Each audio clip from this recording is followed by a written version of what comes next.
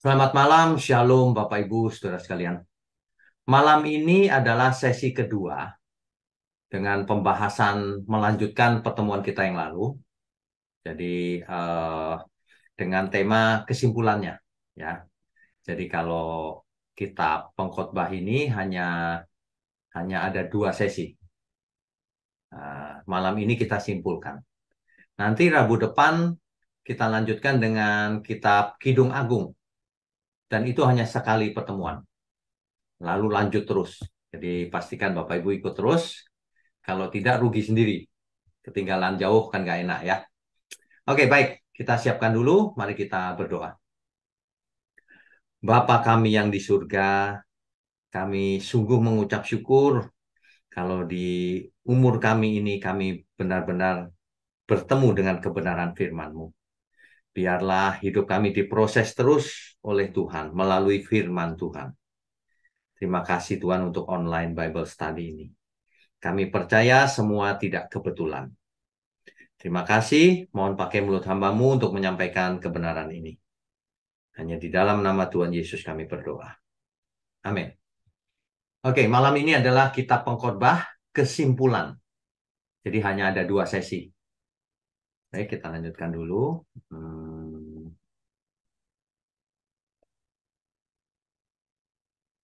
Ya, Bapak Ibu sekalian, penulis dari kitab pengkhotbah ini ditulis di ayat 1, pasal 1 ayat 1 dan pasal 1 ayat 12. Sudah kita bahas. Yaitu inilah perkataan pengkhotbah anak Daud, raja di Yerusalem. Jadi keturunan Daud, raja di Yerusalem. Itulah sebabnya secara tradisi dipercaya penulisnya ini adalah Salomo, anaknya Daud, raja atas Yerusalem. Jadi ditulis sekitar tahun 935 sebelum Masehi. Itu ketika Salomo sudah tua.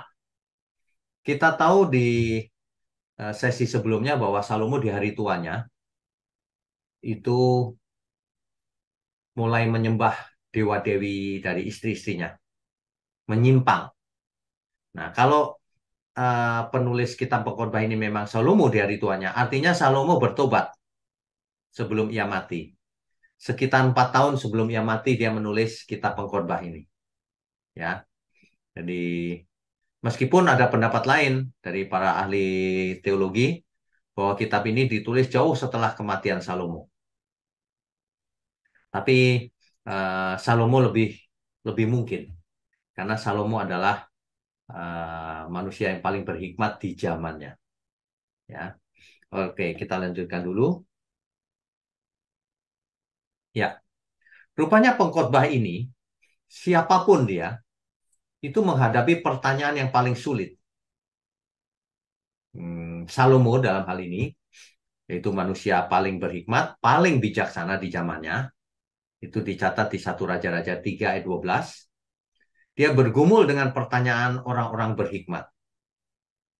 Apa sih sebenarnya tujuan atau makna hidup ini? Untuk apa kita ada di bumi ini? Pertanyaan itu bergema terus sampai hari ini, saudara. Jangan sampai kalau kita ditanya, kita bingung jawabnya. Ya, kita harus mengerti mengapa kita ada di dunia ini. Apa makna kehidupan ini? Nah, inilah yang dipergumulkan oleh pengkhotbah di zaman itu. Ia mengamat-amati selama pengalaman hidupnya. Ia mendapatkan bahwa manusia itu lahir, lalu mati. Setelah manusia itu mati, dunia tetap berlangsung tanpa tanpa kita. Seolah-olah kita nggak pernah ada gitu. Ya, coba kita baca kitab pengkhotbah pasal 1 ayat 4 dan 11. Pak ya. Pengkhotbah pasalnya yang pertama ayat 4 dan 11. Di sini ditulis demikian. Keturunan yang satu pergi dan keturunan yang lain datang, tetapi bumi tetap ada. Bumi tetap mutar, kita sudah mati, keturunan kita mati pun tetap bumi mutar. Seolah-olah kita tidak pernah ada. Ya. Ayat 11-nya, Kenang-kenangan dari masa lampau tidak ada. Dan dari masa depan yang masih akan datang pun tidak akan ada kenang-kenangan pada mereka yang hidup sesudahnya. Bapak Ibu, saudara sekalian, nanti kalau kita mati, kita tidak akan dikenang oleh siapapun. Ya, kecuali kita penulis buku yang terkenal, lalu bukunya dipakai terus panjang zaman, ya itu masih ingat. Tapi kalau kita tidak tidak dikenal, tidak ada yang mengingat-ingat. Paling anak kita yang mengingat sebentar. Cucu kita mungkin sudah tidak ingat.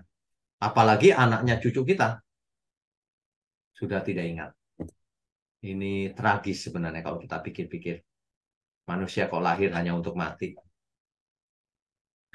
Bahwa makin berhikmat seseorang, makin banyak susah hatinya. Kok bisa? Iya, ketika orang mengerti berhikmat, maka orang akan tahu betapa hidup ini begitu fana. Sementara.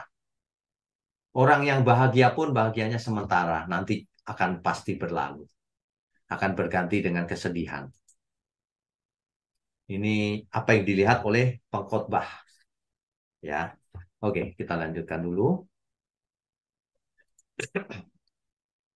Ya, kalau kita bicara soal bekerja, kekayaan, kesenangan gitu ya.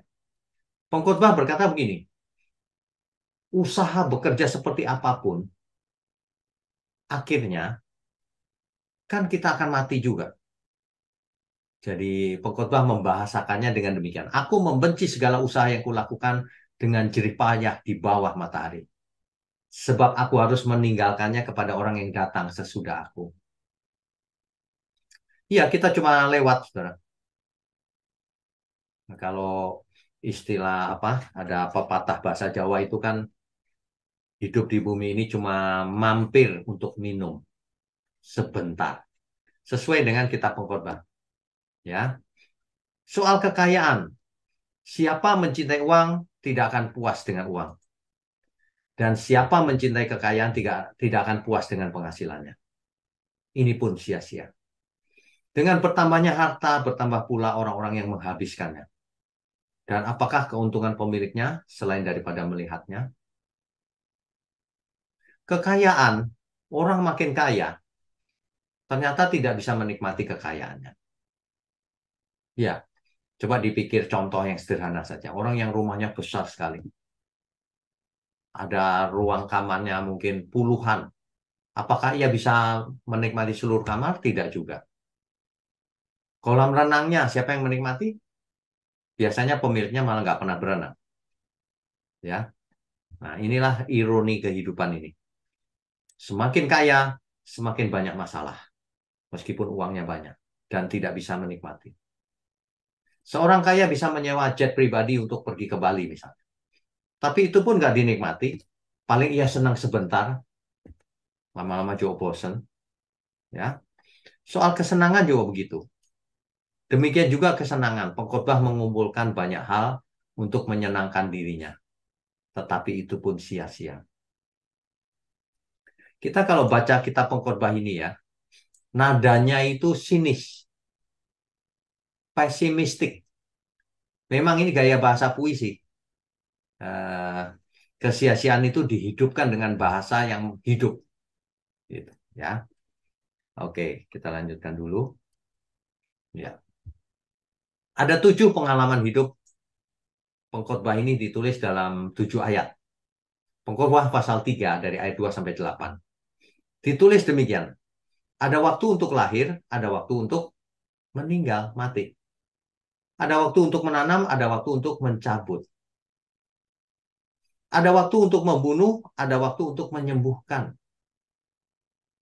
Ini bukan berarti boleh perintah membunuh loh ya. Ini puisi. Ada waktu untuk membunuh, ada waktu untuk menyembuhkan. Ada waktu untuk merombak, ada waktu untuk membangun. Ada waktu untuk menangis, ada waktu untuk tertawa. Ada waktu untuk meratap, ada waktu untuk menari. Ini permainan kata-kata puisi ini kalau orang mengerti ya dengan hikmat yang benar, tragis. Ya, baik kita lanjutkan dulu. Ada waktu untuk membuang batu, ada waktu untuk mengumpulkan batu. Ada waktu untuk memeluk, ada waktu menahan diri untuk tidak memeluk. Ada yang mencari, ada yang membiarkan pergi. Ada yang menyimpan, ada yang membuang. Ada yang merobek, ada yang menjahit. Ada yang diam, ada yang bicara. Ada yang mengasihi, ada yang membenci. Ini ironi-ironi ini terjadi semuanya. Ada perang, ada damai. Ya, inilah kejadian-kejadian dalam hidup manusia. Kita lanjutkan dulu. Ya, segala sesuatu ada waktunya. Ditulis di Pengkhotbah 3 ayat 1 sampai 2. Untuk segala sesuatu ada masanya. Untuk apapun di bawah langit ada waktunya. Ada waktu untuk lahir, ada waktu untuk meninggal. Ada waktu untuk menanam, ada waktu untuk mencabut yang ditanam. Bapak, Ibu, Saudara sekalian, perhatikan gambar yang saya lampirkan ini. Ya, sebentar saya sampaikan dengan warna lain. Ini, Saudara, pertama masih kanak-kanak, happy, bermain-main. Setelah itu pemuda, dewasa. Setelah itu menikah, happy. Setelah itu tua. Kalau tua biasanya sudah mulai ada masalah. Masalah kesehatan, ekonomi, macam-macam. Akhirnya sang kakek ini duduk sendirian karena istrinya mati duluan. Akhirnya batu nisannya menjadi dua. Dua-duanya meninggal. Dan mereka tidak dikenang oleh siapapun. Selama-lamanya. Inilah hidup di bumi. Jadi tragis ya Bapak Ibu ya. Baik, kita lanjutkan dulu. Ya, kita tidak tahu waktunya suatu peristiwa yang akan kita alami di dalam hidup kita ini. Tetapi kita dapat meresponi keadaan yang kita alami dalam hidup ini. Kita tidak bisa memilih hidup ini kapan kita sakit, kapan kita sehat, tidak bisa memilih. Ada banyak yang kita tidak tahu kapan terjadinya. Tetapi ketika itu terjadi, kita punya pilihan untuk meresponi, untuk menanggapi hal itu dengan benar. Nah, kalau itu tanggung jawab kita.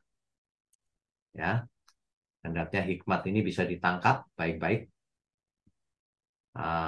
Dahulu ada yang membuat perumpamaan begini, Bapak.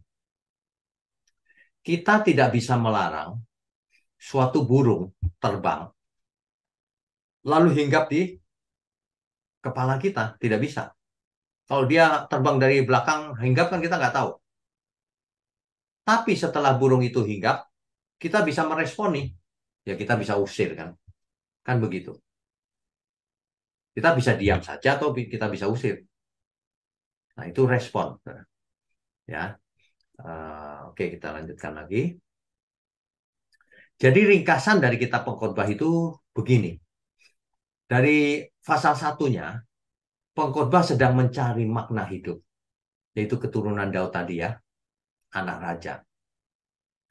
Dengan nada sinis dan pesimis ditulislah kitab Pengkhotbah ini. Ternyata segala sesuatunya terlihat sia-sia. Bapak Ibu bisa baca perlahan-lahan untuk mendapatkan untuk penghayatannya. Pengkhotbah 1 ayat 1 sampai 18.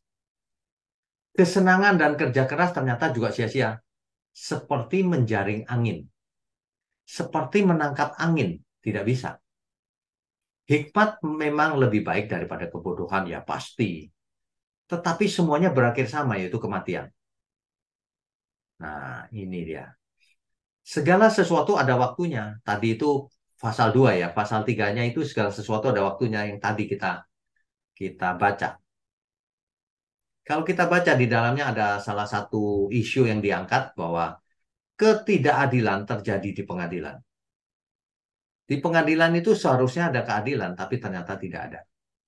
Ini ditulis oleh pengkhotbah di zaman itu loh, saudara. Bukan zaman sekarang loh. Zaman dulu aja sudah begitu, rupanya. Semuanya berakhir dengan menjadi debu. Ya. Kemudian ada penindasan dunia, orang yang tidak puas dengan kekayaannya, terus nasihat untuk tidak banyak bicara. kekayaan yang sia-sia. Itu topik-topik dari kitab pengkhotbah, saudara. Ya. Orang yang kaya mulia tetapi tidak dapat menikmatinya. Nah, tadi yang saya contohkan tadi. Dia tidak bisa menikmati. Orang yang perusahaannya banyak, akibatnya ia tertangkap atau terperangkap oleh pekerjaannya itu. Tiap hari sibuk mengontrol sana-sini, sana-sini. Ia tidak bisa menikmatinya. Ini sia-sia juga. Orang yang berhikmat adalah orang yang beruntung, tentu saja. Pekerjaan Allah tidak dapat diselami manusia. Ada banyak misteri dalam hidup kita ini. Ya, kita tidak bisa mengerti kadang-kadang. Akhir dari semua orang sama, nah ini, yaitu kematian. Kita pengkhotbah mengingatkan kita bahwa siapapun kita akhirnya akan mengalami kematian di bumi. Ya. Hikmat memang lebih baik dari kebodohan, tetapi tetap saja akhirnya kematian. Kan begitu. Kemudian kesimpulannya diberikan di pasal 12-nya. Ya. Baik, kita lanjutkan. Ya. Jadi isinya kitab pengkhotbah itu diawali dengan segala sesuatu sia-sia. Pengkhotbah 1 ayat 2. Hevel. Masih ingat ya Bapak Ibu? Hevel. Segala sesuatu hevel. Dan secara panjang lebar. Ini perlu digarisbawahi. Ingat baik-baik nih. Secara panjang lebar menjelaskan kesia-siaan atau hevel ini. Sampai tepat sebelum akhir. Sebelum berakhir baru disimpulkan. Itu kitab pengkhotbah itu. Ditutup dengan 2 ayat kesimpulan. Yaitu hanya 2 ayat terakhir nih. Ya. Oke. Nah, apa kesimpulannya? Akhir kata dari segala yang didengar ialah takutlah akan Allah. Segala sesuatu itu sia-sia. Maka dari itu, takutlah akan Allah. Jangan ngejar yang sia-sia, yang fana, ngumpulin kekayaan, malah tidak takut Tuhan. Dan berpeganglah pada perintah-perintahnya. Taatilah perintahnya. Sebagai ekspresi bahwa kita mengasihi Tuhan. Karena ini adalah kewajiban setiap orang. Harus, kalau tidak binasa. Sudah di dunia tragis, setelah mati ditolak Tuhan. Tragis. Ya. Ayat 14, karena Allah akan membawa setiap perbuatan ke pengadilan yang berlaku atas segala sesuatu yang tersembunyi. Entah itu baik, entah itu jahat. Ini yang ayat 14 ini sama dengan di perjanjian baru yang berbunyi bahwa karena setiap orang akan menghadap tahta pengadilan Kristus untuk mempertanggungjawabkan apa yang diperbuatnya selama hidupnya. Apakah itu baik atau jahat. Nah, itu dia. Jadi kita pengkhotbah ini, Bapak Ibu harus mengerti, panjang sekali itu sia-sia ngomongnya terus. Tetapi kesimpulannya di akhir. Ya, begitu. Oke, kita lanjutkan dulu. Ya. Bapak Ibu harap fokus ke gambar ini ya. Kita pengkhotbah itu panjang sekali. Dari pengkhotbah pasal 1 ayat 1 sampai pengkhotbah 12 ayat 8. Itu ceritanya cuma kesia-siaan segala sesuatu. Hevel. Ya. Nah, barulah dari ayat 9 sampai 14 itu kesimpulannya. Ya. Apa artinya? Artinya kalau seseorang cuma baca satu ayat yang ada di sini, dia tidak bisa mendapatkan hikmatnya, malah frustasi, pesimis. Ya, sia-sia semuanya kalau gitu percuma aku kerja dan sebagainya gitu. Nah, makanya tidak boleh dibaca satu ayat di sini saja atau segini saja, banyak ayat tapi cuma segini, tidak bisa. Harus sampai kesimpulan. Jadi khusus kitab pengkhotbah harus dibaca terus sampai kesimpulan baru berhenti. Tidak bisa hari ini satu pasal saja. Wah, nanti salah mengerti. Apalagi cuma satu ayat. Bisa salah mengerti, saudara. Ya, segala sesuatu seperti usaha menjaring angin. Kalau gitu aku malas mulai besok. Itu kalau orang tidak membaca utuh. Makanya pelajarannya adalah Jangan suka memotong-motong sesuatu. Khotbah seseorang dipotong, itu tidak punya etika itu namanya. Ya. Sama dengan kita pengkhotbah ini, potong aja untuk saudara sendiri. Baca aja potongannya doang. Nanti salah pengertiannya. Harus utuh. Oh, ternyata kesimpulannya begitu. Sebab kalau tidak utuh, oh segala sesuatu percuma, sia-sia. Hidup kudus juga percuma kalau gitu, gitu. Hati-hati ya. Kebenaran itu harus utuh, tidak boleh potongan. Jangan alasannya begini, "Ah, aku nggak sempet baca 12 pasal. Aku baca satu pasal aja, salahmu sendiri." Sama dengan orang dengerin khotbah kita cuma sepotong, lalu menyalah-nyalahkan salahmu sendiri, kamu motong-motong. Kalau kamu dengar utuh, pasti kamu dapat hikmatnya. Kan begitu, ya kan? Praktek saja sama kita pengkhotbah, baca aja satu ayat, dua ayat. Atau dipotong-potong. Nanti nggak dapat kesimpulannya. Ada banyak kitab yang seperti itu. Kitab Roma juga begitu, panjang gitu. Harus dibaca agak panjang, kalau dibaca pendek salah ngertinya nanti. Begitu. Itu cara hermeneutik itu begitu, Ustaz. Ilmu tafsir. Ya. Tapi herannya banyak orang itu cuma ayatiah. Baca satu ayat terus kesimpulannya di karang-karang sendiri. Ya. Saya ingin tekankan sekali lagi, segala sesuatu hevel. Terjemahan kesia-siaan itu bukan kurang tepat ya, tapi tidak bisa mewakili apa yang dimaksud dengan hevel. Kesia-siaan belaka, kata pengkhotbah, kesia-siaan belaka. Segala sesuatu adalah sia-sia. Sia-sia di situ adalah kata hevel, kata akar katanya. Ada 5. Dalam satu kalimat ada 5 akar katanya hevel. Jadi ini harus dibaca begini, saudara. Segala sesuatu fana atau segala sesuatu sementara atau segala sesuatu seperti tarikan nafas cuma sebentar, hanya sekejap, singkat, segala sesuatu pasti berlalu. Makanya ada yang menerjemahkan sia-sia, tapi kalau kita cuma mengertinya sia-sia kurang tepat juga. Segala sesuatu yang kita nikmati ini pasti berlalu. Hidup kita ini singkat. Barang-barang yang kita miliki ini, kekayaan atau apapun itu fana. Artinya sementara. Ujungnya nanti, baik kita berhikmat maupun orang tidak berhikmat, baik kaya maupun miskin, tua muda, ujungnya nanti sama nasibnya, yaitu mati. Nah, begitu.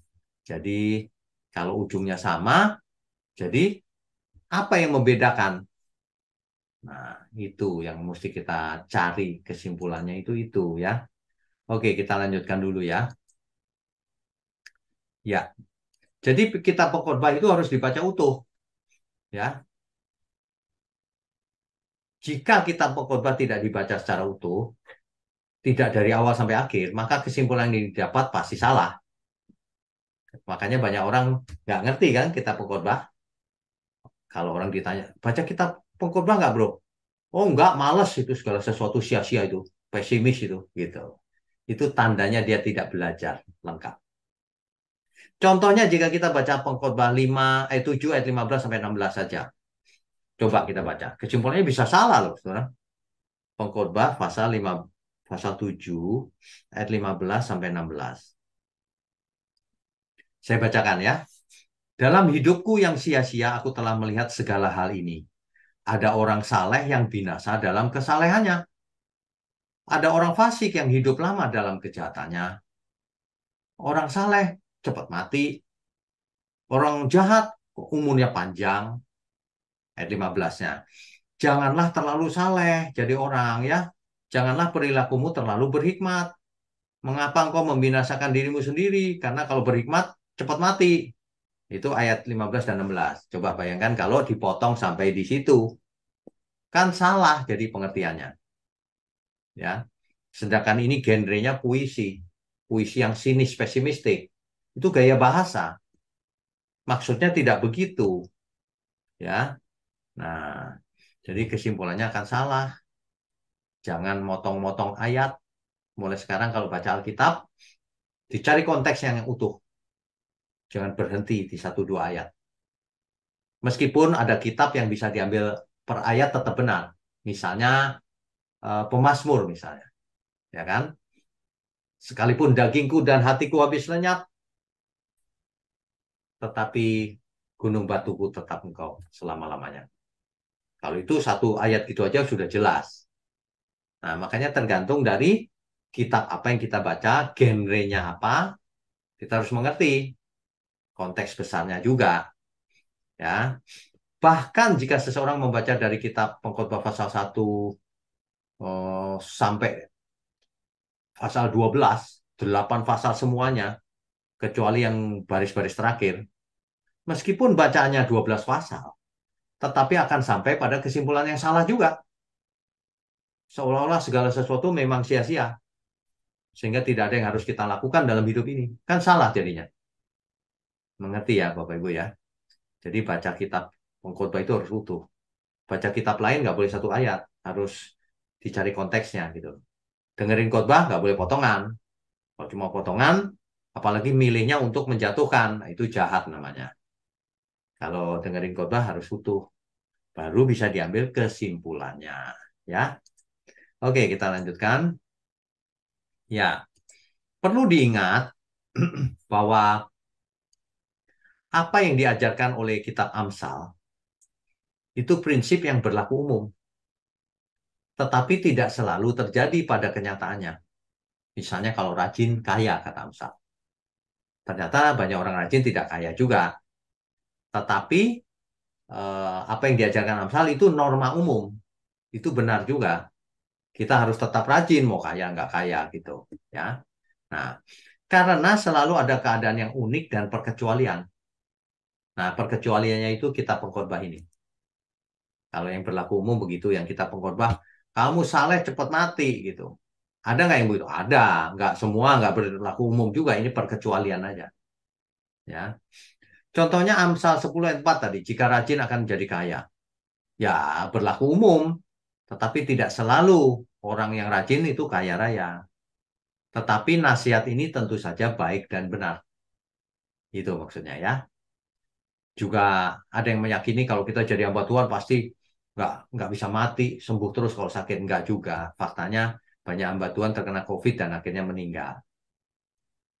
Ya, bukan berarti Tuhan tidak melindungi, karena memang sudah waktunya dipanggil Tuhan. Ya, jadi Amsal mengajar prinsip umum. Amsal itu prinsip umum. Sedangkan Ayub, Pengkhotbah, dan Kidung Agung itu menulis tentang perkecualian, yaitu kondisi khusus. Coba saja kalau sudah ingat tentang Ayub. Ayub adalah orang yang taat, tapi malah seolah-olah kena kutuk. Kan pada umumnya manusia berpikir kalau taat diberkati, tidak taat dikutuk. Ternyata tidak juga. Ayub taat, tapi dicobai malah oleh iblis. Ya, begitu, saudara ya. Kalau orang imannya dewasa, ia akan mengerti hidup ini tidak seperti yang didengungkan oleh pendongeng-pendongeng itu. Kalau ikut Tuhan, tokonya laris. Enggak begitu. Ya, ada hukumnya, tabur tuai. Ada kehendak Tuhan. Enggak segampang itu, saudara. Ikut Tuhan, pasti selamat. Padahal nggak melakukan apa-apa untuk Tuhan. Harus cari kehendak Tuhan. Ya, jadi tidak dapat dibaca satu ayat seperti Amsal. Kalau Amsal bisa. Bahkan harus satu kitab bersama dengan kitab lain bahkan untuk melengkapi. Ya, itu. Oke, kita lanjutkan. Nah, kesimpulannya apa? Kesimpulannya kesimpulannya begini, Bapak Ibu. Meskipun segala sesuatunya itu hevel, fana, sementara, singkat, sia-sia, apalagi seolah-olah nyata padahal tidak, sementara hidup kita ini singkat, dan seterusnya. Tetapi, nah begitu saudara. Tetapi di pasal 12 ayat 1 dinasihatkan begini. Ingatlah penciptamu pada masa mudamu. Nah, jadi sekarang jadi nyambung kalau kita baca. Segala sesuatu akan cepat berlalu, fana. Makanya, mumpung masih ada waktu, karena waktunya cepat berlalu. Mumpung masih ada waktu, ingatlah penciptamu, jangan nunggu nanti terlambat, gitu maksudnya. Ya, jadi sia-sia di situ teks aslinya Hevel itu lebih bisa dimengerti kalau kita lihat teks aslinya. Bukan artinya hanya sia-sia, bukan. Artinya termasuk sementara, fana. Karena waktu kita singkat, kita tidak tahu kapan kita mati, kita harus ingat terus pencipta kita. Apalagi yang masih muda. Sebelum apa? Sebelum tiba hari-hari yang malang dan mendekat tahun-tahun yang kau katakan, tak ada kesenangan bagiku di dalamnya. Ada orang yang tidak bertobat sampai hari tuanya sampai tidak bisa apa-apa. Terlambat, Ustaz. Ya. Kalau mau bertobat itu waktu masih muda, sehingga tidak perlu mengalami ketika susah baru mau bertobat. Kadang-kadang bahkan belum sempat bertobat sudah mati. Juga ayat 13 dan 14 itu sudah kita baca tadi. Jadi intinya adalah maka kita harus takut akan Allah, takut akan Tuhan, dan berpegang pada perintah-perintahnya. Maksudnya mentaati perintah-perintahnya. Ya, karena itu kewajiban. Mengapa? Karena nanti setiap perbuatan dibawa ke pengadilan. Artinya kita semua akan dihakimi. Itu maksudnya. Ya. Jadi kesimpulannya kita harus mengingatkan pada yang masih muda nih. Ingat penciptamu pada masa mudamu. Ya. Takut akan Allah dan berpegang pada perintah-perintahnya. Mengapa? Karena akan ada penghakiman. Begitu. Saya rasa ini jelas. Kita lanjutkan. Ya.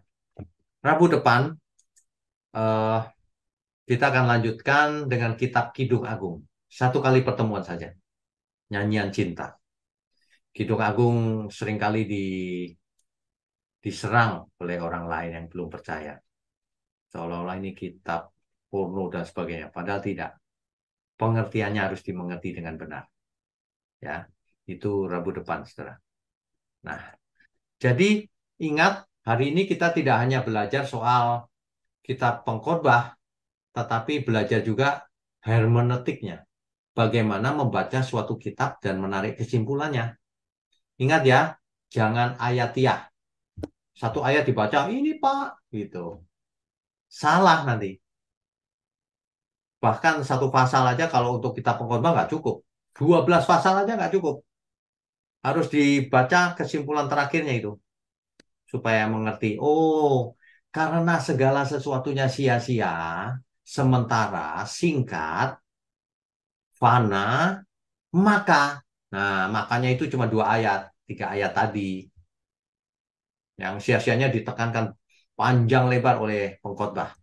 Supaya kita menghayati, iya ya segala sesuatu itu sia-sia, semua akan berlalu, hidup kita sebentar lagi makin lama makin tua, akhirnya tak berdaya lagi, dan kita tidak ada lagi. Pasti semua orang begitu. Nah, barulah kita diberitahu, ingatlah penciptamu, ya, ketika masih muda, jangan nunggu, nggak bisa apa-apa baru ingat pencipta, takut akan dia, lakukan perintahnya, gitu. Nanti kita dimintai pertanggungan jawab soalnya. Clear ya, saudara ya. Hmm, sebab penerjemahan, suatu penerjemahan itu memang ada loss in translation. Makanya kalau kita jelaskan artinya itu jadi dalam. Oke, begitu malam ini kita lanjutkan dengan diskusi dan tanya jawab.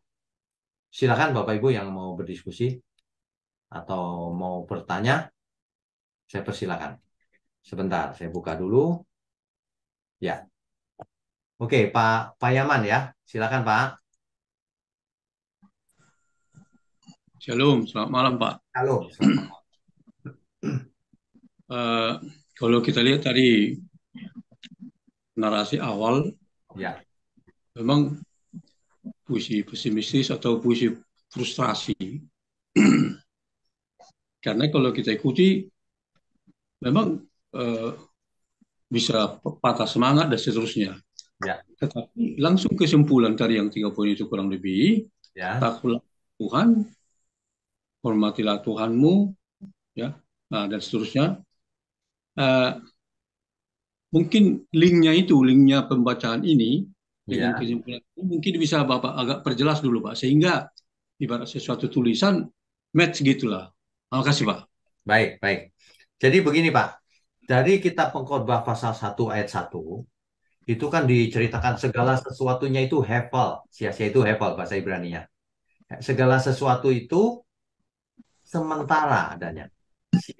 Sia-sia, sementara, singkat umurnya, seperti tarikan nafas, pendek segala sesuatu. Segala sesuatu akan berlalu. Nah, itu ditekankan panjang lebar tuh. Segala sesuatu akan berlalu. Kekayaan, kesenangan, kesuksesan, hikmat, semuanya akan berlalu, berujung kematian. Nah, barulah diambil kesimpulannya bahwa karena segala sesuatu itu waktunya pendek, akan berlalu, fana, jangan berpusat pada segala sesuatu itu, kekayaan dunia, tapi takutlah akan Tuhan. Sejak muda, lakukan perintah-perintahnya. Gitu, Pak, kesimpulannya. Jadi intinya akan berlalu dan sementara semuanya, Ya, baru karena masuk ke kita punya waktu yang pendek, maka kita jangan nunggu nanti. Lakukan perintah Tuhan, takut akan Dia, gitu. jadi artinya tetap terjadi hubungan sebab akibat Pak ya. Ya, ya, selalu ada hubungan sebab akibat, Pak. Di kesimpulan bahkan diberitahu bahwa karena kita nanti akan dihakimi, Ya, menghadap pengadilan untuk bertanggung jawab apakah kita baik atau jahat, gitu. ya. Makasih Pak. Selamat malam. Oke, selamat malam, Tuhan berkati, Pak. Baik, Pak Kris, silakan, Pak. Ya, shalom malam, Pak. Halo, malam. Eh, Sebetulnya kalau direnungkan kitab Pengkhotbah ini juga ironi juga, Pak ya, sebetulnya karena kalau yang nulis itu betul Salomo, kalau kita bandingkan seperti tadi Pak Wigno sampaikan Ayub gitu. Ayub yang apa nasibnya begitu tragis, Salomo yang begitu kaya, itu kan ibaratnya sudah no limit itu Pak kekayaannya. Betul. Sampai istri dan selir 1.000. Ya, Tapi Salomo yang seperti itu bisa nulis semuanya ini hevel. Itu kan ya, sebetulnya kan kayak anti klimaks gitu Pak. betul. Jadi kalau kita lihat di Alkitab itu sebetulnya eh, apa sajian yang lengkap untuk bahan perenungan kita sebetulnya. Betul. Betul. Menurut Pak Wignya gimana Pak? Ini yang pertama. Ya. Itu memang demikian, Pak. Makanya kitab hikmat tidak bisa dibaca satu kitab saja, saling melengkapi. Pemazmur itu yang optimis-optimis. Meskipun di dalamnya ada pergumulan juga. Nah, Iya. Amsal yang optimis-optimis, nasihat yang baik-baik. Tapi rupanya tidak begitu, tidak segampang itu. Nah, ada perkecualian, yang ironi-ironi, yang kejadiannya khusus, yang tragis, itu kita pengkhotbah. Tapi kalau ini digabungkan menjadi satu, hikmatnya menjadi lengkap. Kesalahan Jadi orang zaman sebetulnya sekarang, kesalahan zaman orang sekarang hanya mau mendengar yang menyenangkan saja. Makanya tidak berhikmat akhirnya. Mereka pikir hidup ini nyaman-nyaman saja. Tidak.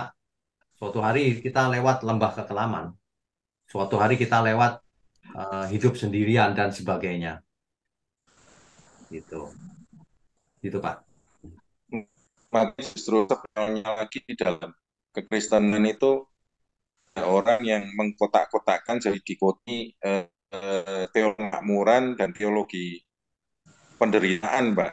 Kan sebetulnya kan kalau dilihat kita baca dari Ayub dan Pengkhotbah saja itu menolong dua itu sebetulnya sudah tidak relevan karena eh, fokusnya kan bukan di situ, Pak, bukan di kemakmuran atau penderitaan, tapi kan saya Nah, sebetulnya di hidup kekal yang kita mau kan itu sebetulnya. betul. Jadi orang bisa orang bisa tidak menangkap fokusnya, Pak. Karena ada banyak kejadian gitu. Ada yang pesimistik, ada yang optimistik. Terus orang bisa bingung, Pak. Tapi kalau kita jeli, di perjanjian baru sudah mengkristal. Baik engkau makan, betul, minum, atau apapun, lakukan untuk Tuhan. betul. Itu Terus mengkristal di juga situ. apa Tuhan Yesus waktu mengajar mengenai hal kekhawatiran apa itu. Jadi sebetulnya kan ibaratnya kalau kita ini sedang pertandingan panah, papan sasaran tembaknya ini bukan ada di sepanjang hidup kita, tapi kan sebetulnya di kekekalan itu Pak harusnya kan digeser ke sana, Betul. Karena bukan diletak. yang sepanjang hidup kita ini kan hevel, Pak. Jadi bukan itu Betul, betul. tujuannya. Yang nanti gitu. Jadi harusnya ketangkepnya itu dari pengkhotbah berarti itu Pak ya. Jadi papan sasaran tembak Betul. panahnya itu harusnya di hidup kekal bukan di Betul. itu Pak. Tepat sekali, Pak. Karena segala sesuatunya sementara dan berlalu sia-sia, fana. Ya Makanya itu. justru justru itu menyedihkannya itu di kebanyakan kalau pas ada persekutuan doa atau kelompok sel apa-apa itu yang di sharing dari pertemuan ke pertemuan ini pergumulan hidup sehari-hari terus Pak. Oh saya lagi menanti jawaban Tuhan untuk berkat. Oh saya menanti jawaban Tuhan. Tapi tidak pernah bahas Tuhan itu mau hidup saya kerjakan apa itu bahasnya ada itu Pak. Tapi kayak dari tambal sulam hari ke hari Pak Wiknya tahu maksud saya Pak ya. Tahu, mengerti. Jadi Jadi tenggelam dalam mayor, persoalan hidup, Pak. betul Fokus yang utama mayoritas orang nggak Kristen dibahas malah. betul. Jadi mayoritas orang Kristen itu hanya nyambung dari hari ke hari isinya pergumulan terus yang dibahas Nah, tapi pakai apa frame-nya frame Alkitab gitu Pak. Tapi tidak menanyakan maunya misi Tuhan dalam hidup kita masing-masing apa gitu. Jadi iya itu benar, Pak. benar. Menurut Itu Pak Wignya itu gimana? meleset itu. Itu meleset. Makanya teologi yang meleset itu tidak mengarahkan kita kepada kekekalan, tetapi fokus pada kebutuhan hidup hari ini. Itu teologi yang meleset itu. Pasti Iya, tidak pernah baca kitab pengkhotbah. Pasti yang begitu-begitu tidak suka kitab pengkhotbah. iya. Gitu. Tapi Jadi nyatanya kebanyakan orang Kristen yang dibahas setiap kali saya melayani ke sana kemari yang saya dengarkan itu isinya ya pergumulan hari ke hari terus yang dibahas ya, bukan bukan maksud Tuhan dalam hidup kita. ya benar. Itu meleset sih, sayang Itu yang sekali. pertama. Sayang sekali.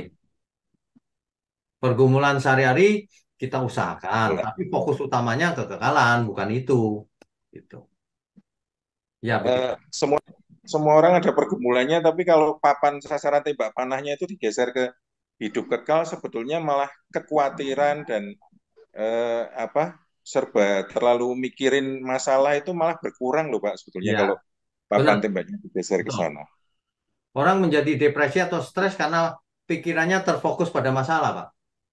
Iya, seolah-olah kayak hidup ini akan bakal selama-lamanya, padahal kan pengkhotbah Iya, bilang hevel gitu. betul. Sementara. Akhirnya masalah juga dirasakan kayak bakal ndak akan selesai-selesai karena dia melupakan hevel ini, Pak. Iya, benar. Itu aja, Mantap ini. Pak. Saya suka sekali loh kita pengkhotbah ini. Orang-orang nggak suka, saya suka. Puitis Iya, sekali gitu kalimatnya itu. Jadi kita ngertinya saya gitu ya. saya kadang kalau pas di rumah duka itu mau ngomongkan hevel ini tapi ndak tega, Pak. Jadi saya diam kadang. Ya, ya. Kadang-kadang kalau orang nggak siap juga nggak ini, Pak. Jangan. Iya, Pak. Iya, iya. Tapi kalau Makasih, yang Pak. ikut UGS ini semuanya siap kok, Pak. Hevel. Makasih, Pak. Tuhan berkati. Oke. Ya, Tuhan berkati, Pak. Berikutnya Bu Meme, silakan.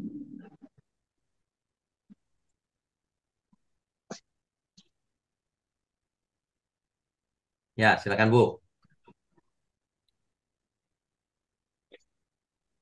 Saya iya Pak. Ya, kedengaran. Silakan. Oh iya Pak, maaf tadi sinyalnya kurang bagus ya. Ya, Ya, makasih Pak untuk kebenaran malam ini yang telah Bapak sampaikan bisa mengubah mindset kami ya Pak ya. Terima kasih. Saya mau tanya ini Pak. Ini agak bingung juga saya ini Pak. Dalam dalam Qur'an 1 ayat 8 kan. Ayat 18 Pak. Ayat 18 ini ya Pak ya. Dalam ya, pertanyaan saya, karena dalam banyak kesusahan hati, Lalu mengapa hal itu menimbulkan kebahagiaan seperti yang dikatakan dalam Amsal 3 ayat 13 itu, Pak? Dan haruslah kita menjadi bijak. Pengkhotbah berapa? Pengkhotbah pasal berapa? Pak, sorry. Bu Meme, pengkhotbah Oh pasal ya, berapa tadi? ya, Pengkhotbah 1 ayat 18. Oh, oke. Karena di dalam banyak hikmat, ada banyak susah hati. Dan siapa memperbanyak pengetahuan, memperbanyak kesedihan. Ini sebenarnya ya, semakin kita tahu, semakin ada susah hati. Maksudnya bagaimana? Semakin kita mengerti kebenaran, semakin kita susah hati, kita belum sempurna seperti yang Tuhan kehendaki. Semakin kita susah hati melihat banyak orang tidak mau bertobat. Orang yang semakin banyak tahu, semakin banyak kesedihan. Aduh, kenapa begitu ya? Gitu maksudnya. Bukan kitanya yang sedih, kita susah hidup, bukan. Kita melihat keadaan dunia ini kok fana begini, tapi manusia kok tidak mau bertobat ya. Fokusnya kok ke yang fana, kok bukan ke yang kekal gitu. Nah, itu membuat kita sedih, makin kita ngerti. Kalau orang nggak ngerti apa-apa, nggak sedih, bu, lihat apa aja ya, diem aja gitu. Karena nggak mengerti, nggak ada hikmat. Begitu kita mengerti hikmat, dunia ini penuh ironi rupanya. Gitu, Bu. Ya. Ya, jadi maksud saya Pak dalam kaitannya Amsal 13 itu berbahagialah orang yang mendapat hikmat. Terus gimana? Kita berbahagia, terus kalau kita sudah mendapat hikmat, kita tahu apa perasaan orang yang maksud saya yang belum mengerti hikmat, apa kita merasa sedih gitu maksudnya ya Pak ya? Begini, semakin kita berhikmat, semakin Nah, kita mengerti kebenaran, semakin kita melihat dunia ini fana dan banyak orang mengejar yang fana, itu membuat kita sedih loh. sedih. Oh, Gitu. berarti ini maksudnya orang-orang yang mengerti hikmat ya Pak ya? Ya, betul. Oh ya. Ya, Ya. Pak, terus satu lagi ada boleh ya? boleh, boleh. Ini memang pertanyaan saya ya Pak. Ini membingungkan saya juga nih Pak, selalu mengganggu pikiran saya. Ya, Kalau bumi ini kan Pak sudah berkesudahan ataupun kedatangan Tuhan Yesus untuk menghakimi perbuatan semua umat manusia, ya. apakah ada juga Pak pemberontakan lagi ya Pak seperti hal yang terjadi di surga pada mulanya yang maksud saya seperti yang dilakukan itu iblis. Pertanyaannya bagaimana? Sorry. Pertanyaannya gini Pak, apakah ada lagi pemberontakan? Oh, oke, mengerti.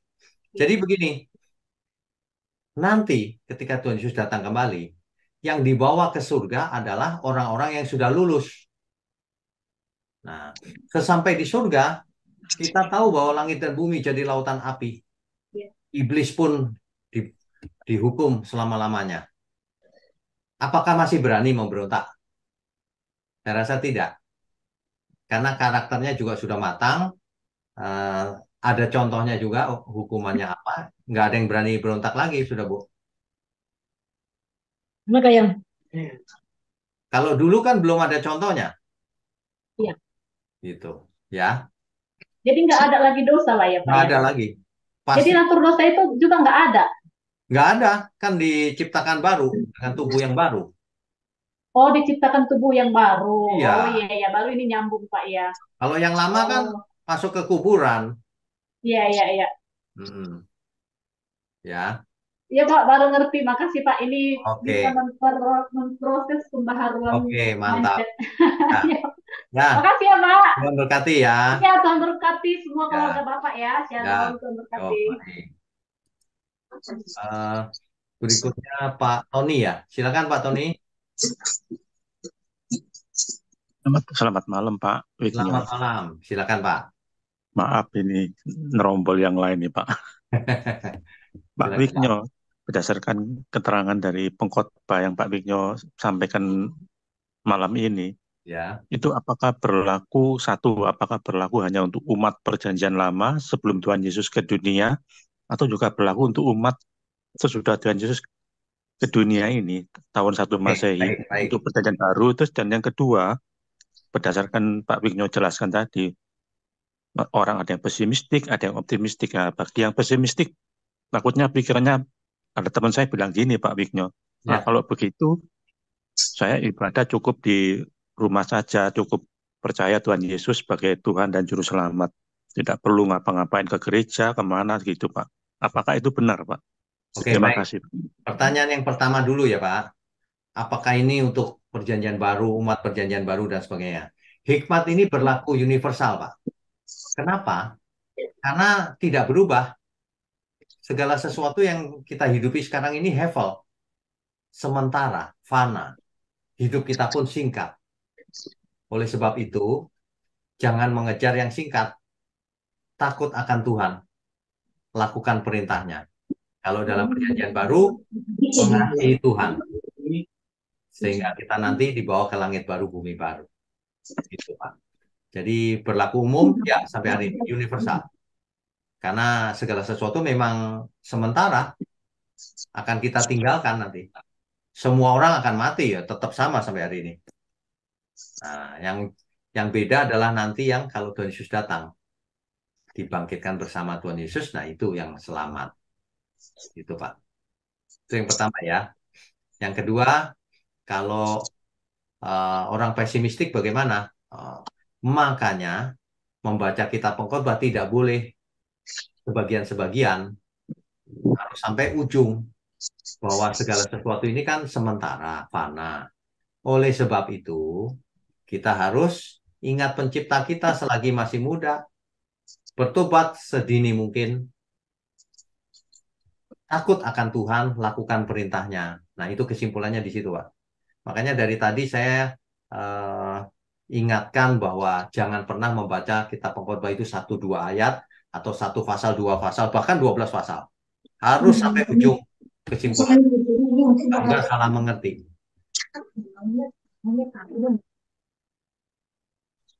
Begitu, Pak. Bagaimana, Pak Tony? Iya, jelas Pak. Jadi kalau kita, teman-teman saya bilang, yang penting saya percaya Tuhan Yesus sebagai Tuhan dan Juru Selamat, tidak perlu ngapa-ngapain, ibadah di gereja ngapain. Yang Oh, penting oke, itu pokoknya, belum saya jawab yang itu. yang penting pokoknya percaya cukup, Oke, jadi saya selamat gitu. ya oke, begini. Kalau kita baca Alkitab, harus utuh pengertiannya. Yang dimaksud percaya itu apa? Di Alkitab dikisahkan bahwa engkau percaya bahwa Allah itu Esa, itu baik. Tapi setan pun percaya Yesus Tuhan. Ayo, apakah itu yang buat selamat? Bukan. Banyak orang salah mengerti soal kata percaya, Pak. Mereka mengertinya percaya itu gini, aku setuju dengan pikiranku bahwa Yesus Tuhan. Udah, setuju tok. Bukan itu percaya. Percaya itu melakukan kehendak Tuhan. Aku di rumah aja nggak ngapa-ngapain, yang penting aku setuju Yesus Tuhan. Oh, itu nggak selamat, Pak. Itu bukan percaya. Itu mau enak sendiri itu. Nggak ngapa-ngapain masuk surga. Nah, surga macam apa itu kok murah amat. Tuhan Yesus berkata begini, Pak. Berusahalah masuk pintu yang sempit itu. Itu Tuhan Yesus yang bicara loh. Kita semua ikut perlombaan yang diwajibkan. Kuduslah kamu sebab aku kudus. Bertobatlah kau supaya dosamu diampuni. Nah, panjang Pak ceritanya. Jadi bertobat itu suatu proses, Pak. Lahir baru itu suatu proses. Dari manusia lama, akhirnya menjadi manusia baru. Nah, itu butuh waktu tuh. Jadi bukannya diem aja di rumah, nggak ngapa-ngapain, yang penting setuju ya Tuhan. Oh, itu bukan iman itu. Itu bukan percaya. Begitu Pak, Pak Tony. Ya, terima kasih Pak penjelasannya. Oke, Tuhan berkati Pak Tony. Baik, ada lagi nggak? Oh, masih ada. Pak Mulyono, silakan Pak. Malam Pak Miknya. Selamat malam. Pak, ini kalau saya ngikutin OBS ini ya, mulai kejadian nih sampai sekarang di pengkhotbah ini Pak ya. Ya, Kan kita mulai mengerti nih cara kerja Tuhan tuh gimana. Misalnya kalau taat diberkati, ternyata nggak gitu rumusnya. ternyata nggak Di gitu. Ayub, ya di Ayub seperti itu kan. Ya, Apalagi di pengkhotbah dijelaskan seperti ini. ya, Nah, kita kan makin mengerti nih Pak, firman ya, Tuhan gimana. ya, Dan kalau kita makin mengerti kan, katanya Pak Wiknya tadi kan mesti melakukan dan berusaha menyenangkan Tuhan gitu ya Pak ya. ya. Nah, ini pertanyaannya, bagaimana kita mengetahui, Pak, kalau Tuhan itu berkenan? Kalau kita menyenangkan Tuhan, iya sih, tapi Tuhan berkenan nggak? Itu Oke, gimana? baik. Baik. Kita bisa mengerti Tuhan berkenan atau tidak, itu melalui firman-Nya, Pak, antara lain ya. Karena pada mulanya kita belajar dari Alkitab, setelah itu mengalami setiap hari. Nah, saya bicara yang Alkitab dulu. Alkitab berkata begini, Pak, kalau engkau mengasihi aku, engkau pasti melakukan seluruh perintahku. Yang bicara itu Tuhan Yesus. Jadi bukti cinta kita melakukan seluruh perintah Tuhan. Bukan cuma percaya di pikiran, di otak, bukan.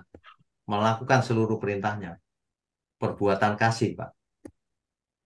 Nah, kalau kita melakukan perbuatan kasih, ya pasti Tuhan berkenan. Itu sederhananya begitu, tentu saja panjang lebar. Sebab setiap orang kan beda, Pak. Ada Ya. orang yang diberi tugas lebih berat oleh Tuhan, ada yang cuma ibu rumah tangga. Tapi itu pun harus melakukan untuk Tuhan, mendidik anak, melayani suami, belajar kebenaran, dan sebagainya. Gitu, Pak. Soalnya kan memang kita ini kan berusaha ya, Pak ya. Karena Ya, kita mengerti, melakukan itu kan berusaha dengan ya, kasih segala. ya. Tapi apa memang itu diterima Tuhan atau memang berkenan di hadapan Tuhan itu kan kadang-kala kita masih tanya, ini benar enggak sih gitu, meskipun kita melakukan gitu loh. Kita harus mengerti kesukaan Tuhan apa. Nah, itu yang kita lakukan, bukan perbuatan baik yang kita karang-karang sendiri. Kita tanya Tuhan, Tuhan sukanya apa ya dalam hidupku ini?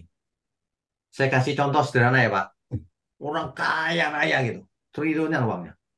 Kira-kira mau menyukakan hati Tuhan gimana? Ayo, gimana? Ya, ya Kasih persepuluhan? iya, berbuat banyak untuk Tuhan sih mestinya. Nah, apa itu misalnya? Kasih persepuluhan? Ya salah satunya sih Pak, salah Tidak. satu. Persepuluhan doang, habis itu diminta 100 kali lagi balik. Apakah itu mengasihi Tuhan? Oh ya, ya nggak seperti itu sih. Nah, kalau ngasih 10% itu menurut saya tidak mengasihi Tuhan, Pak.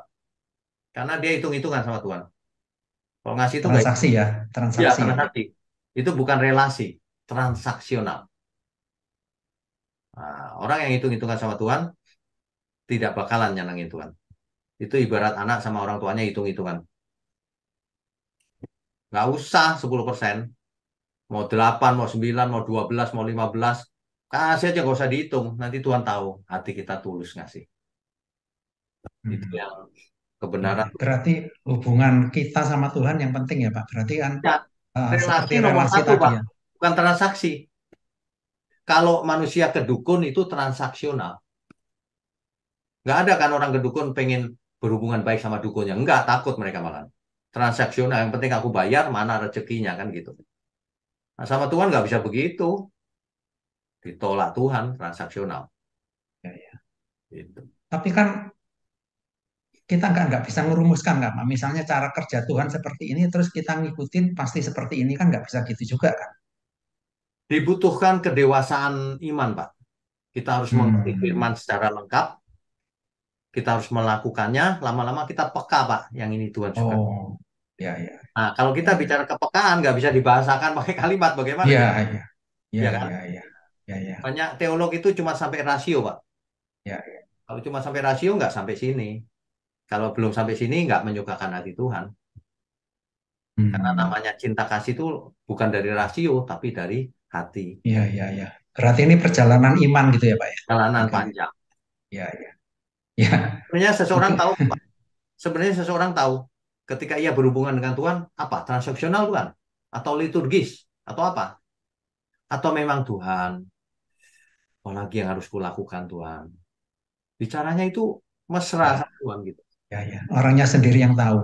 Iya, orang lain Ya, nggak tahu, Pak. Makanya kita ya, tak ya, hakimi orang juga. ya, ya. Ya, oke itu aja Pak Winya. Terima Oke. kasih. Ya, Tuhan berkati, Pak. Baik, siapa lagi yang belum? Ibu Dina, silakan Bu Dina.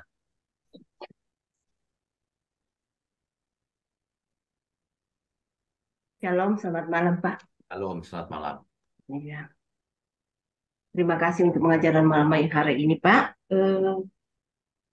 Sejak saya ikuti OBS ini banyak hal-hal yang terbuka untuk saya walaupun saya dari kecil sudah lahir dari orang Kristen, Puji Tuhan. dan setelah mengikuti ini banyak hal-hal yang saya baru terbuka buat saya, termasuk eh, saya bisa menjawab ada pertanyaan orang-orang tentang sunat. Selama ini kan kalau masalah dipertanyakan tentang sunat, saya hanya bisa menjawab karena Tuhan Yesus mengatakan bahwa yang penting itu surat hati. Ya, Ya, padahal tidak hanya salah satu jawaban tentang sunat, karena sunat adalah perjanjian antara Tuhan dengan Abraham dan keturunan-keturunannya. Ya, jadi saya bisa menjawab dan banyak hal-hal lagi, Pak. ya, puji Tuhan. Iya. Ada Dan pertanyaan, Ibu? iya, jadi pertanyaan saya malam ini berhubungan dengan pengkhotbah ini, Pak. Ya, Terutama pengkhotbah 3 ya, tentang segala sesuatu ada waktunya. ya. Ada satu pertanyaan selama ini yang saya belum bisa menjawab, Pak. Belum bisa mendapat jawaban dari manapun dan menjadi selalu menggelitik saya Ya, tentang kematian atau meninggal ini, Pak. ya, Kita ini semua kan pasti meninggal sesuai dengan, ya, dan itu kenyataan. ya. Yang jadi pertanyaan saya, Pak, ini kan kematian itu Tuhan yang menentukan ya, Pak? Nah, Atau bagaimana? ini nanti dulu nih, Bu. Kalau orang Ya, bunuh diri bagaimana? Masa Tuhan yang menentukan? ya itulah yang menjadi pertanyaan saya, Pak. Oke, Bagaimana dengan orang yang bunuh diri dan yang dibunuh? ya. Jadi sebenarnya kematian Tuhan tidak tentukan, Bu. Satu, bunuh diri. Kedua, dibunuh. Pasti bukan Tuhan dong rencana itu. Ketiga, orang makan sembarangan lalu matinya kena jantung. Apakah Tuhan yang menentukan? Bukan. Itu tabur tuai, Bu. Tapi manusia boleh jaga kesehatan, tapi ada batasnya juga. Nah, Iya. itu Tuhan yang menentukan. Ada batasnya, Heeh. maksimumnya berapa. Entah 100 tahun, entah 110 tahun, entah 80 tahun, setiap orang beda. Nah, kalau itu boleh Tuhan yang menentukan pengertiannya. Tetapi kalau umur kita itu sebagian diserahkan ke kita. Kalau kita ngerokok dan sembarangan hidup trek-trekan, ngebut, tabrakan, bukan Tuhan itu. Kesalahan kita sendiri yang mempercepat kematian kita. Gitu, Bu. Oh, berarti kematian ini ada yang memang sudah kehendak Tuhan, ada yang bukan kehendak Tuhan. Ada yang kesalahan kita. Iya. Heeh. Sama dengan jodoh, Bu. Memangnya Iya, jodoh iya, itu nasib dari Tuhan? Bukan. Mau iya, kita yang pilih sendiri, iya, adalah pilihan. iya kan? Iya, Kecuali kita lahir dari orang tua kita, ya kita nggak bisa pilih itu. iya. Ada hal-hal yang kita bisa pilih, ada hal yang kita tidak bisa pilih. Yang tidak bisa kita pilih tidak dimintai pertanggungan jawab. Tapi yang kita bisa pilih dimintai pertanggungan jawab. Begitu ya, Bu. Jadi kesimpulannya bahwa misalnya eh, terbunuh berarti kita kita dibunuh, berarti orang yang membunuh itu yang menentukan kematian kita atau bagaimana, Pak? Kan menentukan, ia memang membunuh. Tunggu saja pengadilan nanti. Ya harus bertanggung jawab atas perbuatannya itu. Pasti dia tidak selamat itu, Bu, kalau tidak bertobat. Kan begitu. Berlaku hukum tabur tuai, Bu. Iya, Makanya hidup kita ini hevel sesuai kitab ya, pengkhotbah. ya, Sementara kita bisa mati dengan cara apapun, Bu. Kepleset pisang jatuh kena ini mati. Ya sudah, ya. nggak masalah. Hevel ini nggak masalah. Yang masalah adalah kita pulang ke rumah pencipta kita kan gitu. Begitu, Bu. Ya.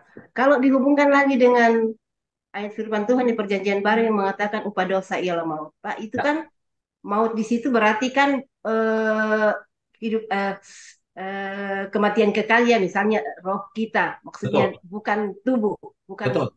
tidak ada Binasa itu. hubungannya dengan tubuh. Ya, Betul, itu bukan itu yang roh kita yang maksudnya begitu betul. diambil. Ya, Ya, itu kebinasaan, bukan mati iya, biasa. kebinasaan kekal. Ya, ya. Oh iya, Hmm. oh iya, Pak. Oke, Oke, ya. terima kasih, Pak. Selamat malam, Shalom. Halo, selamat malam. Ibu Esther Linda, silakan kalau mau tanya.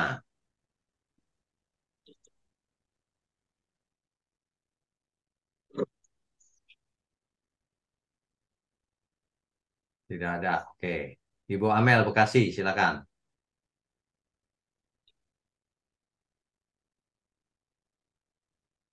Ya. Halo Bapak, Shalom. selamat malam. Malam. Eh, saya akan mengucapkan terima kasih dengan Bapak berkat channel Bapak di YouTube. Saya semakin percaya untuk mengikuti Tuhan Yesus dan Wah, meninggalkan agama yang sama puji saya. Tuhan. Puji Tuhan. Senang sekali mendengarnya. Ya, Bu. Ya, Bapak itu saya baca pengkhotbah ini kok ada dari pengajaran hikmat dan adalah sia-sia itu banyak kata menggunakan aku itu di sini aku itu siapa ya Bapak? Aku di situ adalah pengkhotbah itu, Bu. Orang Pengkhotbah yang itu siapa? Maaf nih baru. Oke. Pengkhotbah di situ maksudnya adalah penulis daripada kitab ini. Dalam hal ini sangat mungkin kemungkinan besar adalah Salomo, gitu. Ya, Jadi aku-akunya itu Salomo, gitu. ya Bapak. Saya baru belajar jadi eh, perlu bimbingan. Ya, ya, oke, nggak apa-apa. Ibu baru join sekali ini ya? Dua kali ini Dua dari kali Bu ya. Eni. Tapi Ibu pernah ikut dari Kitab Kejadian atau belum? Eh, belum. Jadi waktu mendengar firman-firman Bapak aja di YouTube belum pernah Oh, ikut sih. oke. Ya, saya sarankan Ya, Ibu bisa mulai dari Kitab Kejadian juga, Bu. Jadi Kitab nanti Kejadian. lengkap. Iya, dari awal tuh. Nggak usah nggak usah buru-buru, kalem aja gitu, nikmati aja gitu. Ibu nanti eh, Caranya itu nanti Bapak saya harus harus ke apa yang untuk ke yang pertama Kitab Kejadian itu. Kitab Kejadian. Begini. Ibu catat nomor handphone saya, nanti hubungi WhatsApp saya. Sebentar. Kirimkan link-linknya Iya ya. Bapak. Berapa Bapak? 0812 0812 88 88 0702 0702 64. 64. Ya. Terima kasih banyak Pak Oke, Miknya. Tuhan berkati Ibu. Ibu di Bekasi ya? Amin. Ya Bapak di Ya, Bekasi. oke. Hubungi saya ya Bu, nanti saya arahkan ya. Ya, Ya baik. Bapak ya. Tuhan berkati. Terima kasih. Salam. Shalom. eh Siapa lagi? Pak Saperi. Silakan Pak. Ya, selamat malam. Selamat malam. Salam. Ya. Shalom. Ini ya, saya lagi menepi nih. Mudahan agak jelas ya. Ya, Saya ingin bertanya itu. ya, Ini kan bicara tentang kesia-siaan oleh ya, pengkhotbah ini tentu menyangkut kehidupan fisik kita, jasmani kita, ya, juga menyangkut kehidupan rohani kita tentunya. Karena semuanya sia-sia. Gitu. ya. Nah, yang menjadi pertanyaan saya ini, yang rohani ini pasti kalau tidak tepat sasarannya, mungkin itu yang dimaksudkan dengan sia-sia barangkali Pak ya. Itu Pak ya. Oke, begini Pak. Yang dimaksud segala sesuatu sia-sia itu adalah selama kita hidup di dunia ini. Ya. Semuanya fana, sementara. Dengan kata yang dipakai Hevel tadi itu. Ya. Ya. Oleh sebab itu, di kesimpulannya itu, ingatlah penciptamu di masa mudamu. Oleh sebab itu, takutlah akan Allah. Oleh sebab itu, lakukan segala perintahnya. Sebab nanti ada penghakiman. Nah, gitu Pak. Jadi, Ya. segala sesuatu ini menjadi sia-sia kalau nanti dihakimi ternyata ditolak Tuhan. Nah, jangan sampai segala sesuatu ini sia-sia. Ingat penciptamu. Gitu. Fokusnya jangan yang fana, tapi fokusnya yang kekekalan. Kalau Nah, yang tadi maksud saya itu yang kekekalan ini pun mungkin kita serius, kita sungguh-sungguh. Tetapi kan Alkitab juga mengingatkan kita kurang pengetahuan akan firman Tuhan itu kan juga jadi jadi binasa kan itu di ya, Hosea 4 ayat 6 itu. ya betul. Nah, jadi bagaimana kita meyakini bahwa yang kita lakukan terhadap Tuhan bahwa itu berkenan di hadapan Tuhan itu pasti berkenan di hadapan Tuhan itu tidak sia-sia jadinya. Ya. Kira-kira blueprintnya itu atau Oke, mengerti ya Pak. apa yang kita harus lakukan supaya Ya, kita bisa mengevaluasi, wah saya ini sudah sampai di sini nih. Dan kita ya, kan ya, bisa nilai itu. ya, Nah, ya. Jadi gini Pak, memang tidak mudah untuk mengetahui posisi seseorang atau kita sendiri bahkan. ya, Caranya adalah kita harus mengerti firman Tuhan secara lengkap. Nah, justru tujuan OBS ini menelusuri dari Kejadian sampai Wahyu nanti supaya lengkap. ya, Secara kognitif sudah lengkap, secara empiris kita harus berhubungan dengan Tuhan setiap hari dengan melakukan kehendaknya. Itulah yang membedakan satu dengan yang lain. Carilah kehendak Tuhan. Tuhan kehendaknya apa kita lakukan. Itulah caranya menyenangkan Tuhan. Supaya berkenan. Sebab kalau tidak demikian ya nggak berkenan. Begitu Pak. Singkatnya begitu. ya, Tentu saja panjang ceritanya. ya, ya. Ya. Oke. Betul, Pak. Ya, Pak. Oke. Itu aja dulu, Pak. Oke, Ya, terima ya. kasih, Pak. Oke. Tuhan berkati. Ya, sama-sama. Terima kasih. Mari. Habis ya. Oh, Ibu Dina tadi sudah belum ya? Ibu Dina belum ya? Ibu Dina boleh dibuka videonya? Ibu Dina atau Ibu Esther Linda? Atau Pak Petrus? Salam Pak. Shalom. Iya Ibu Pak, Dina maaf Pak. tadi sudah, Pak. Ibu Dina sudah. Oh, Ibu Dina sudah. Oke, baik. Iya. Ibu Esther Linda berarti. Iya Pak, sorry Pak. Saya tadi baru pulang nih Pak. Habis dari dokter. Jadi Oh ya. saya denger Ya. iya ini Pak, asam lambung saya naik. Saya dengerin khotbah Bapak tadi ya, cerita Ya. soal pengkhotbah itu. Pak, saya cuman hanya mau sharing. Yang tadi Bapak bilang itu sebenarnya mengena tuh Pak ke diri saya. Sebenarnya gini loh Pak. Yang Bapak bilang hidup itu memang kadang manusia yang saya temuin cukup nggak usah ke gereja, yang penting berbuat baik udah cukup katanya. Yang penting kita nggak jahat sama orang udah cukup. Nggak usah berbuat apa-apa. Nah, ini loh Pak, saya bingung. Selama saya ke gereja Bapak, berapa dari bulan 12 sampai saat ini ya Pak. Kayak tadi saya sempet nih sama teman-teman berlima jalan sore. Terus saya nggak sengaja saya ngomong gini Pak. Saya sampai cerita tentang yang Bapak bilang itu, hidup kita ini kayak ibarat uap, saya bilang. Kita ini mau kemana gitu loh. Saya selalu cerita, bahkan yang saya ngomong itu usianya udah di atas saya, ada yang 60, ada yang 65 gitu loh. Tapi saya herannya yang dulu mereka ngelihat saya tuh aneh, udah mulai connect gitu loh Pak. Dan saya mau tanya sama Bapak nih ya, Ya. sebenarnya yang saya omong ini apa karena saya kepengen kepikiran pengen melakukan yang seperti Bapak bilang kehendak Tuhan, atau karena diri saya sendiri yang ini ya, saya nggak tahu gitu loh Pak. Kadang-kadang saya ada sesuatu pengen ngomong aja gitu loh Pak. Ya. Itu yang saya mau tanya Pak. Oke, baik. Jadi begini, seseorang bicara atau melakukan sesuatu itu karena ada kehendak dalam dirinya. Tentu saja ada hikmat, ada kehendak, ada pikiran, ada perasaan. Sehingga ibu bicara. Karena ibu ingin membagi itu kepada setiap yang ibu temui, makanya bicara gitu loh. Bagus dong, cuma caranya mesti tepat. Waktunya mesti tepat. Jadi orang bisa menangkap dengan baik. Itu aja sih. Nggak masalah, Bu. Nah, ini Baik. ya ini lagi Pak. Yang saya mau tanyakan yang seperti Bapak bilang, saya tuh yang seperti Bapak bilang, kayaknya saya merasa terbeban gitu loh. Kalau saya melihat orang-orang ini yang tadinya mereka menganggap nyaman-nyaman aja di dunia ini, harta ada, uang ada. Sampai-sampai saya bilang begini sama mereka.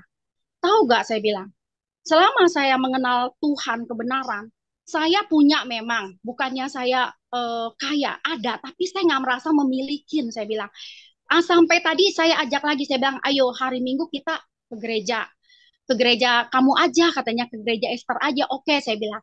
Mobil saya kan kecil Pak, Honda Brio. Saya bilang ya udah berenam dong katanya. Karen berenam katanya, dia manggil saya Karen berenam. Bisa gak ya saya bilang. Iya muat-muatin. Akhirnya saya bilang, udah deh Pak Sandi mobilnya. Saya bilang dipakai ini sama Tuhan buat ini. Kayaknya dia nggak keberatan tuh kok. Sampai saya bilang semua yang kita punya adalah milik Tuhan. Ingat kita cuma hak guna pakai. Saya juga saya pakai ini cuma hak guna pakai, bukan milik pribadi. Saya bilang bukan milik saya cuma dikasih sama Tuhan itu, dikasih fasilitas untuk dipakai ya, bukan milik saya. Jadi kalau saya bisa ngajak orang nggak masalah, saya bilang gitu. Cuman ya ini loh Pak, Saya mau tanya sarannya apa Pak supaya saya mengatakan yang kebenaran itu orang itu sama saya tuh agak sedikit mengerti gitu loh. Saya cuma minta saran itu Ya, atas dasar apa gitu loh. ya, oke, baik. Gimana? Ya, yang pertama kalau kita mau menyampaikan kebenaran, kita sendiri harus mengerti dan harus menghidupinya. Oke. Itulah antara lain OBS ini fungsinya itu, ya. Yang kedua, sampaikan dengan tulus saja, tidak perlu pasang target. Nanti kamu harus begini, nggak bisa, kita nggak bisa paksa orang. Kita sampaikan dengan tulus saja. Nanti ada waktunya orang, iya benar, ikut gitu. Jadi, oke, Bu Estelinda, semangat terus ya. Makasih Pak. Saya Ya, juga minta Bapak selalu doain saya Pak ya biar saya tetap kuat di dalam Tuhan. ya. Ya, Semua makasih selalu, Pak. semua selalu kita doakan. Kalau minggu dengarkan, saya doa untuk semua orang. Ya. Kita maunya semua orang mengerti kebenaran, hidup cuma sekali. Jangan sampai apa tidak mengerti kebenaran dan bahkan terjerumus ke yang lain gitu, jangan. Itu Pak, tetangga saya yang di lantai 15 sama yang di tower beda itu juga bilang gini, saya pertama kali ke gereja kamu itu rasanya beda. Mereka mau ikut lagi gitu loh Pak. Mereka sampai mau ikut lagi, sampai bilang, saya tuh selama ini ke gereja ya, tapi saya nggak seperti kayak begini, itu beda banget ya katanya dia bilang. Makanya saya lebih senang lagi Pak, saya cerita dengan kebenaran gitu. Kalaupun kita sakit nggak sembuh, nggak masalah, yang penting Tuhan berkenan. Kita udah minta, nggak dikasih ya nggak masalah, yang penting kita Ya, dikasih damai gitu loh. Sampai ngomong begitu saya Pak. itu anak baik namanya. Bapak di surga bisa senyum tuh. Banyak orang ngotot-ngototan gitu. Aduh. Bagus. Ya, Tunggu makasih ya, Pak. Linda. Iya Pak, saya selalu berdoa semoga roh hikmat selalu ada sama Bapak. Amin. Ya. Amin. God bless you. Oke. Berikutnya Pak Petrus, silakan Pak. Ya. Oke, silakan. Di-unmute dulu, di-unmute dulu. Ya, Pak, semangat. ya. Nah, Ini Pak, saya mau nanya di luar konteks malam hari ini ya Pak, oh, soal apa ya? soal berbuah. Oh, oke. Kalau tidak berbuah berarti dipotong dan dibuang. Betul. Maksudnya berbuahnya apa Pak? Maksudnya? Oke, baik. Berbuah itu artinya suatu pohon mengandung mulai berbuah itu buahnya dapat dinikmati. Kalau tidak berbuah tidak dapat dinikmati. Nah, buah ini buah apa maksudnya? Buah roh. Buah roh ada dibahas di Alkitab. Manusia yang karakternya berubah, penuh dengan buah roh. Dia sabar, penuh kasih, dan seterusnya, dan seterusnya. Ada banyak itu di kitab Galatia. Ya, buah roh. Artinya kita, kalau kita berbuah, kita menyenangkan Tuhan. Nah, begitu. Berarti kalau misalkan gini Pak, misal kita sudah percaya Tuhan, sudah mengikuti Tuhan, tapi tidak punya karakter berubah, berarti tidak ada keselamatan ya Pak? Kalau tidak berbuah dipotong, kata Alkitab. Berarti Tuhan tapi hidupnya masih dalam dosa, kejam, ya nggak selamat, Pak. Itu namanya bukan ikut Tuhan, itu namanya cuma beragama Kristen, tapi nggak ikut Tuhan. Kalau ikut Tuhan ya perbuatannya seperti Tuhan, kan gitu. ya, berarti yang saya dengar dan saya lihat banyak ya orang-orang Kristen selama ini emang nggak remeh. Ini asalkan saya ke gereja, saya sudah pasti diampuni. Ya, Tapi hidupnya ya pulang dari gereja hidupnya ya begitu lagi.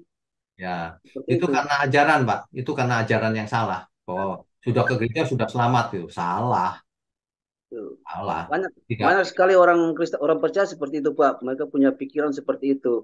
Jadi Ya. Mereka menurut saya bukan orang sekian percaya, kali. Pak. Mereka bukan Ya. orang percaya. Percaya itu percaya yang benar. Percaya yang benar itu melakukan kehendak Tuhan. Kalau cuma di otak itu bukan percaya namanya. Setuju Yesus Tuhan. Kalau cuma setuju, setan juga setuju Yesus Tuhan. Berarti gini Pak, kembali lagi ke buah. Berarti berbuah itu berarti bukan jiwa yang harus kita cari ya, Pak, yang kita dapat ya. Oh, Misalkan kita harus menghasilkan jiwa untuk Tuhan, oh, bukan ya? mengerti. Nah, Berbuah bukan hanya menghasilkan jiwa. Mencari jiwa baru itu bagian dari buah itu. Ya. Kalau orang belum dapat jiwa baru, tapi hidupnya berubah menjadi manusia baru, itu berbuah namanya. oh iya. Beda dengan seorang penginjil yang berbuah itu ya harus dapat jiwa baru gitu. Oke. Setiap orang beda, Pak. Iya, iya. Yang diberi banyak dituntut banyak tentunya. Gitu. Berarti kalau seorang penginjil kita bisa menghasilkan buah atau mendapatkan jiwa baru, berarti tapi masih ada keselamatan di dia, Pak ya? Masih, dia tidak berbuah bukan karena dirinya tidak berbuah, karena orang-orang nggak mau bertobat. Dirinya sendiri dengan melakukan itu sudah berbuah sebenarnya. Siap, siap, ya. Ya. Oke. Terima kasih banyak, Pak. Memberkati, Pak. Terima kasih. Selamat malam. Baik, nah, malam ini sudah selesai semua. Baik, Bapak Ibu, saudara sekalian, kita tutup dengan doa ya. Mari kita berdoa. Bapa kami yang di surga, terima kasih untuk malam ini. Kami diberkati dengan hikmat yang kami dapat dari kitab Pengkhotbah. Terima kasih Tuhan, Engkau berkati program online Bible Study ini, agar semakin hari semakin heran, semakin luar biasa. Berkati juga seluruh umat-Mu dimanapun berada, yang mendengarkan online Bible Study. Biar Engkau buat mereka sehat, umur panjang, agar boleh belajar menyempurnakan diri. Terima kasih Tuhan. Hamba juga berdoa untuk tangan-tangan yang mendukung pekerjaan-Mu. Kau berkati mereka, keluarga mereka juga. Sebelum kami sudahi, kami mau terima segala berkat yang datang dari Tuhan.